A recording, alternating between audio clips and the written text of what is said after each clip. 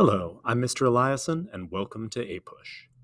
Today we're going to dive into Unit 8 by talking about the beginning of World War II and the conditions that led the United States to get involved in this spectacular, cataclysmic conflict. So let's dive in and give the briefest outline of this incredibly complicated period in American history. So here's our basic objectives. Keep in mind that some of this is going to be review from our last lesson from last unit. So we're going to be going over some of the same things. And so I'm expecting that you'll remember some of this stuff.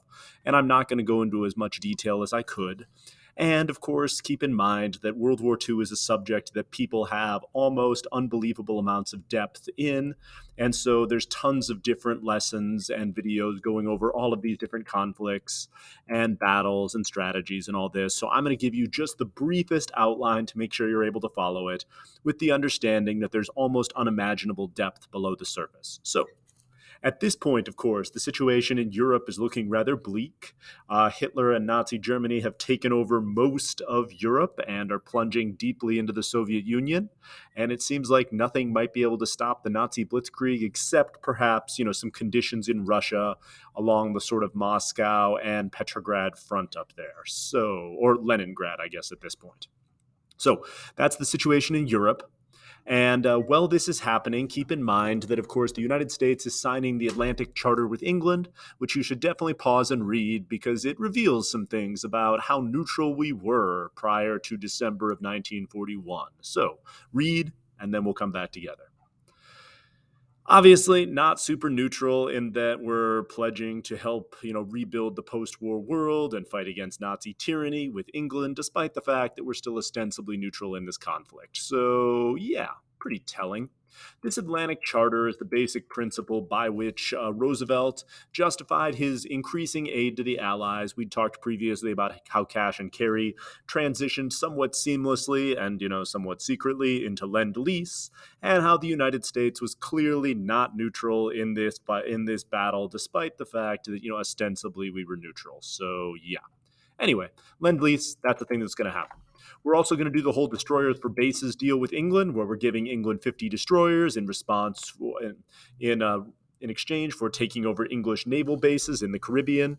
These naval bases would, of course, be beneficial to us throughout the course of the war, and England could certainly use more ships. So here's what 50 destroyers look like lined up, and we're going to get access to British naval bases in the Caribbean. So again, neutral, kind of.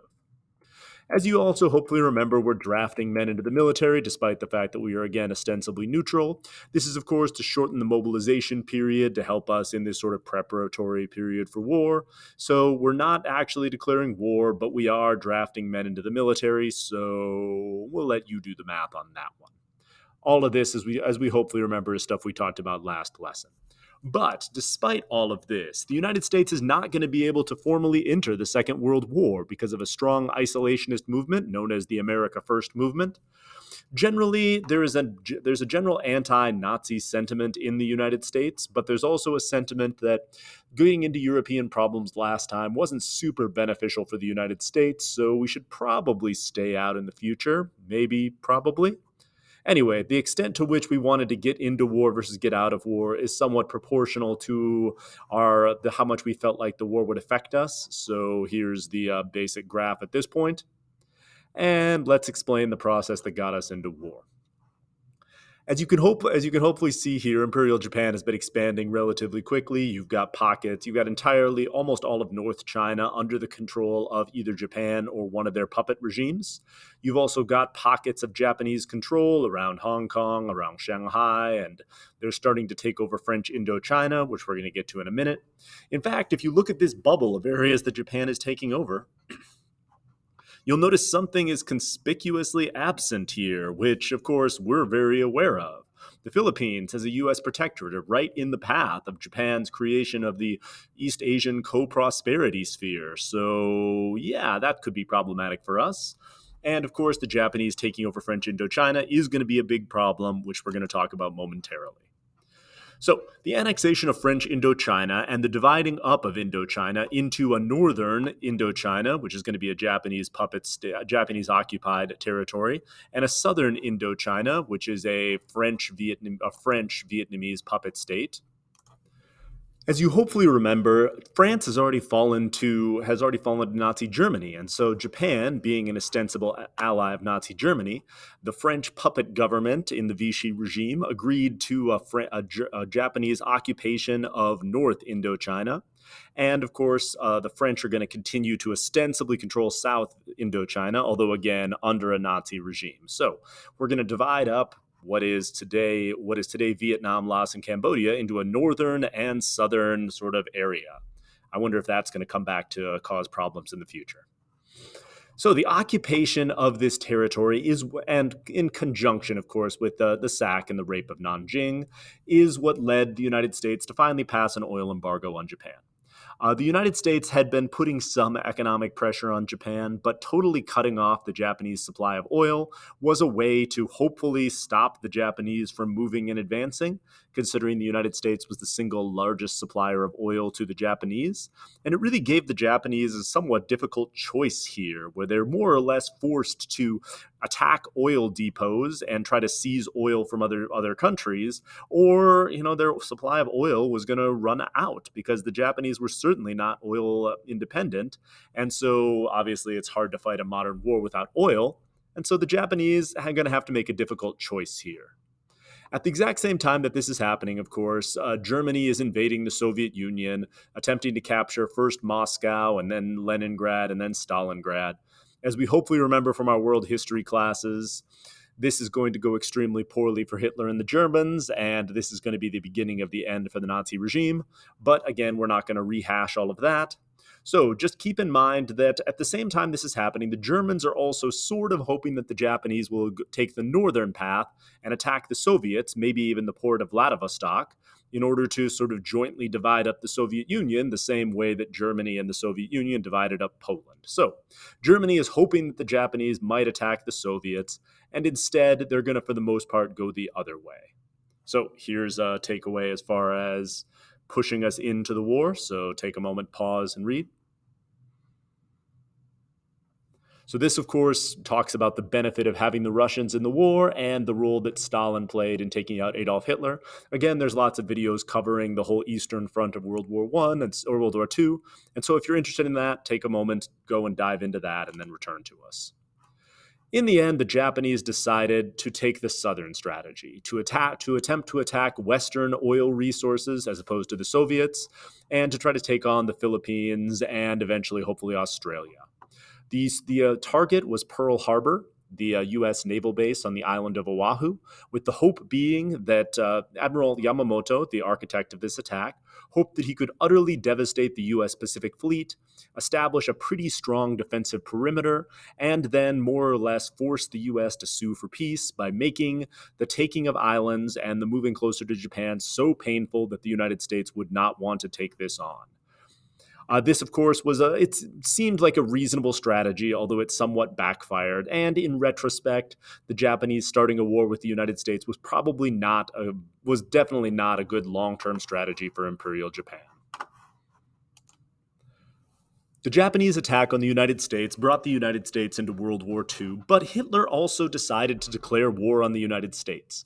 And there's also this sort of counter-historical argument that had Hitler not declared war on the United States, maybe we wouldn't have gotten into the European war as quickly and instead focused more of our resources on Japan.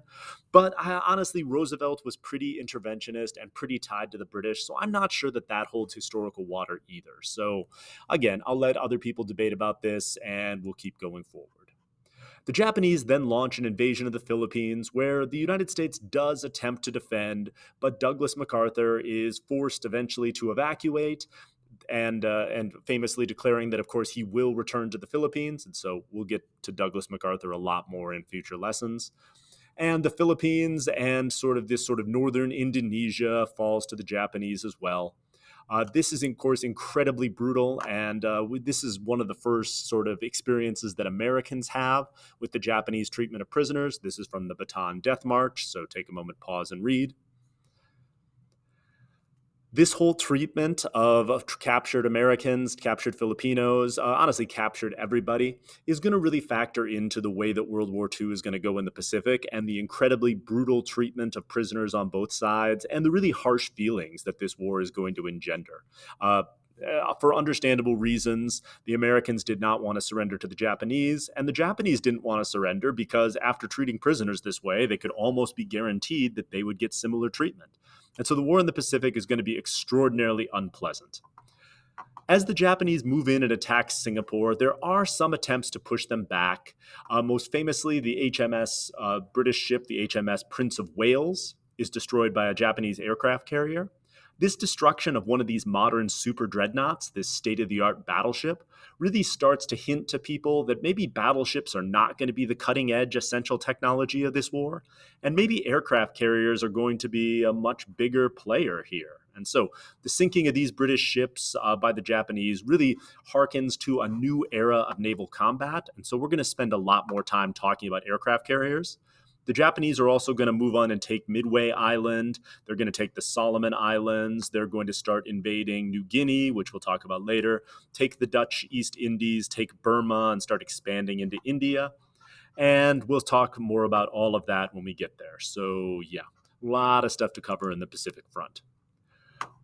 Fighting in the Pacific was incredibly, incredibly unpleasant, and it's important to understand that logistically trying to get your troops to these islands was incredibly difficult, as is trying to supply your troops, as is fighting on these islands, which can differ from incredibly dense, difficult jungle to sort of tiny coral atolls that are just almost completely flat.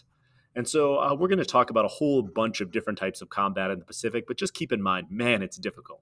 It's difficult to get tanks in there. It's difficult to get jeeps. It's difficult to get men. And then it's difficult to supply those men once you get there.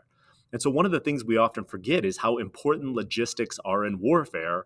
And in the Pacific War, especially, logistics are going to dominate everything.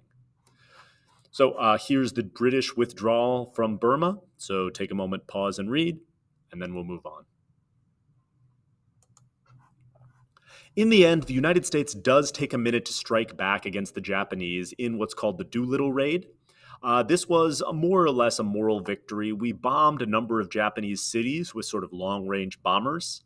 The whole point of this was to show Japan that we could strike back against them. But again, it was a massive risk. This is far beyond our defense perimeter. We took an aircraft carrier far beyond where we could adequately defend it, and then sent these pilots more or less on a one-way mission to try to bomb Japan and then hope they could crash land in China. The raid was effective in that it did raise American morale, and we did drop some superficial bombs on Japanese cities. But again, military historians have debated for a long time whether or not the moral lift we got from dropping a few bombs on Japan was worth risking one of these absolutely essential aircraft carriers in order to do it. And so this is going to be a huge factor in the war going forward as well. How many assets do you risk? How do you defend these aircraft carriers? And how exposed are you going to allow them to be, keeping in mind how important they're going to be going forward? So Doolittle Raid, important. And so we're going to leave off there and start talking about mobilization, how the United States went through a similar process in World War II to World War I, and then we'll start looking at battles and offensives and basic tactics of the war for next time. So for now, we'll leave you there, and thank you for listening.